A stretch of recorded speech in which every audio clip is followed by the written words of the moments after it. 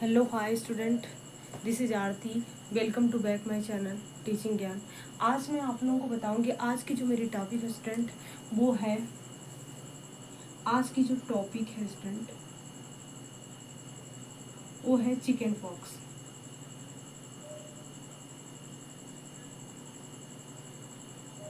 Pox, ठीक ना, chicken pox है। इसको हिंदी में बोलते हैं चेचक। चेचक, ठीक, हिंदी में इसको बोलते हैं स्टूडेंट चेचक। अब थोड़ी सी इसके बारे में डिस्कशन कर लेते हैं कि ये क्या होता है, ठीक ना, किससे फैलता है, क्या होता है इसके अंदर, कौन से वायर। देखो जो चिकन पॉक्स होता है, मैंने आप लोगों को नेक्स्ट वीडियो में बताया था डेंगू के बारे में। डेंगू क्या है, कौन सा, तो ये वायरस जनित रोग है। इसके बाद पोलियो बताया, पोलियो भी वायरस जनित रोग है।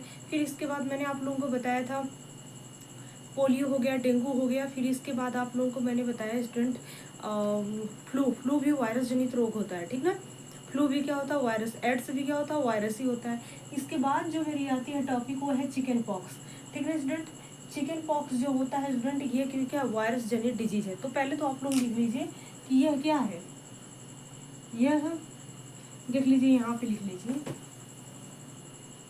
यह एक वायरस जनित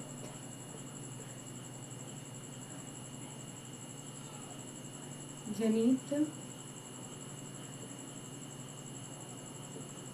रोग है या होता है, ठीक ना। यह क्या है, यह एक वायरस जनित रोग होता है, ठीक। यह एक वायरस, यह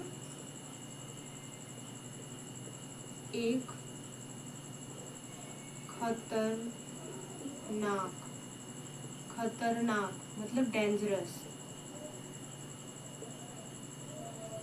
डेंजरस, ठीक है। डेंजरस क्या होता है, डेंजरस डिजीज होता है। डिजीज के नाम से बोला जाता है, कहा जाता है, ठीक, कहा जाता है।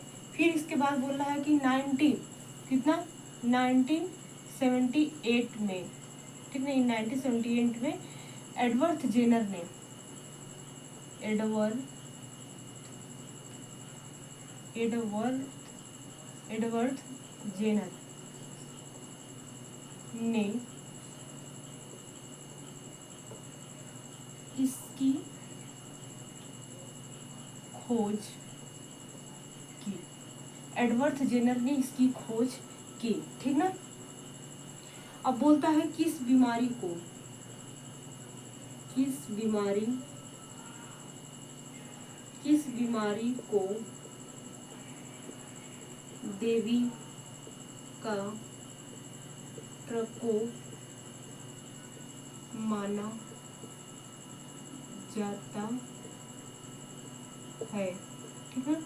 किस बीमारी को देवी का प्रकोप माना जाता है, तो यही होता है क्या स्टूडेंट, चिकन पॉक्स को, चेचक को माना जाता है, चिकन पॉक्स को माना जाता है, ठीक है। किस बीमारी को, किस बीमारी को देवी का प्रकोप माना जाता है, तो आप लोग क्या बताओगे कि चिकन पॉक्स को प्रकोप माना जाता है स्टूडेंट, ठीक ना।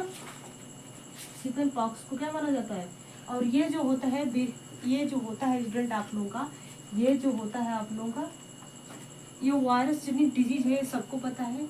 किस डिजीज से होता है, वेरियोला, वेरियोला, ठीक ना, वेरियोला, ठीक ना, वेरियोला लिखते हैं, वेरियोला पढ़ते हैं। वेरियोला नामक वायरस से प्रभावित होकर ये होता है, ठीक ना। वेरियोला नामक वायरस से ये क्या होता है, ये डिजीज पनपता है या होता है, ठीक ना। 1897 में भारतीय रोग को संक्रमित अधिनियम, 1897 में, देखो 1997 में क्या हुआ था, भारतीय ये जो भारतीय रोग संक्रमित अधिनियम के अनुसार इसका टीका अनिवार्य किया गया।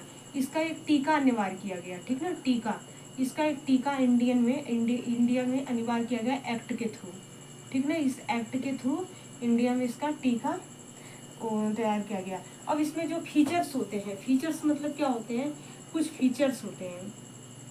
फीचर्स मतलब होता है स्टूडेंट लक्षण, लक्षण होते हैं।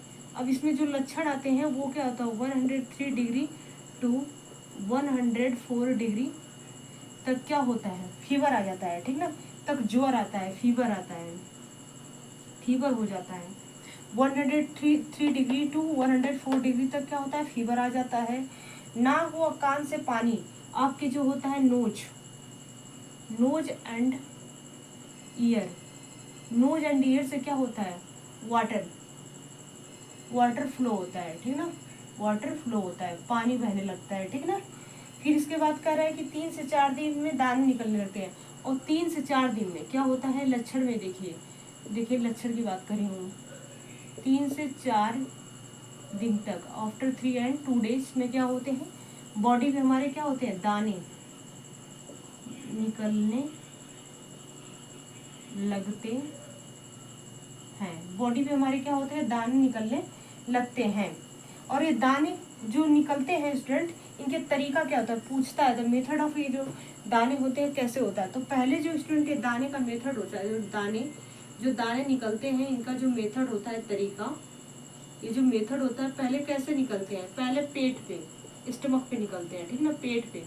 पेट के बाद फिर क्या होता है हमारे, जैसे हमारे पेट पे निकल गया, फिर इसके बाद हमारे क्या निकलता है, मुंह पे निकलता है, माउथ पे। स्टमक के बाद माउथ को ग्रसित करता है, प्रभावित करता है दाने।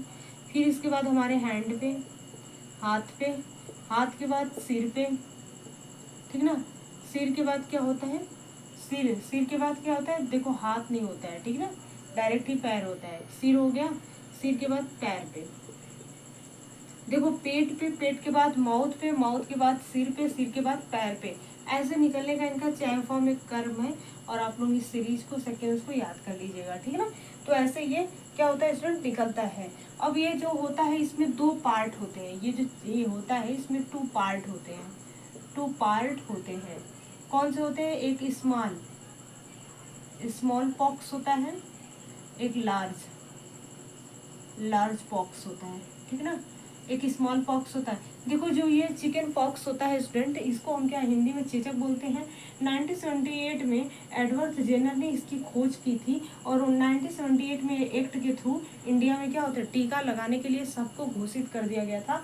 और फीचर्स जो होते हैं, इसके जो लक्षण होते हैं, ये क्या होता है, 103 से 104 डिग्री फीवर आपको आ जाएंगे।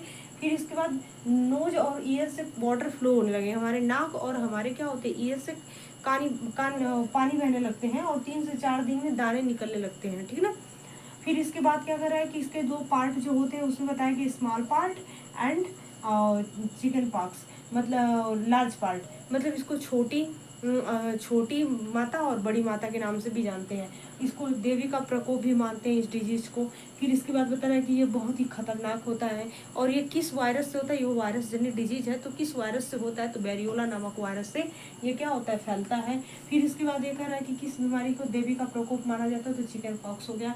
फिर यह वायरस जनित डिजीज होता है, ठीक है ना। और दाने जो होते हैं स्टूडेंट कैसे निकलते हैं, तो दाने निकलने का जो क्रम है, मेथड है, वो पूछता है TGT and PGT and LT में।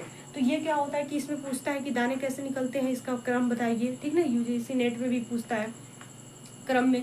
तो ये क्या होता है, असर्टिव फॉर्म में पूछता है। तो जैसे पहले क्या होता है, पहले हमारे जैसे पेट पे, स्टमक पे निकलता है, स्टमक के निकलने के बाद स्टूडेंट क्या होता है कि हमारे माउथ पे निकलता है, माउथ पे निकलने के बाद फिर हमारे सिर में निकलता है, सिर में निकलने के बाद हमारे क्या होता है, जस्ट पैर में निकलता है। तो इससे हमें रिप्रेजेंट हो जाता है कि ये मतलब कहीं ना कहीं चिकन पॉक्स का ही सिम्टम्स हैं, और इसी के लक्षण है, फीचर्स हैं, जो हमारे बॉडी में क्या है, रिप्रेजेंट हो रहे हैं, ठीक ना, रिप्रेजेंट हो रहे हैं। और छोटी माता चेचक में क्या होता है, खसरे की तरह ये मतलब कि रोग हो जाता है, खसरे की तरह होता है, मल्स की तरह हो जाता है। ये छोटे बच्चों में ज़्यादातर देखने को मिलता है, जो छोटी माता होती है। इसकी समाप्ति जो होती है ना, इसकी समाप्ति काल 12 से 19 दिन तक होती है स्टूडेंट, ठीक ना। और संक्रमित काल जो होता है 3 सप्ताह तक तो होता ही है। 12 से 13 दिन तक इसका क्या होता है, समाप्ति काल होता है। 3 सप्ताह तक मतलब ये रहता है, ठीक ना। और हल्का ज्वर, और इसमें लक्षण क्या होता है, छोटी माता में, स्मॉल पॉक्स में क्या होता है कि हल्का ज्वर आने लगेगा, थकान, फॉर्टिक्यू होने लगेगा, सिर में दर्द होने लगेगा, बदन में दर्द। जब हमारे बॉडी पे दाने निकलने लगते हैं तो हल्का ज्वर आएगा, फिर हमारे बदन में, पूरी बॉडी में पेन होने लगेगा, दर्द होने लगता है, दाने दाने पूरे बॉडी में आने लगते हैं, ठीक है। फिर इसके बाद 2 से 3 दिन में शरीर पे पूरी बॉडी पे दाने आ जाते हैं, ठीक ना। ये इसके होते हैं स्टेंट।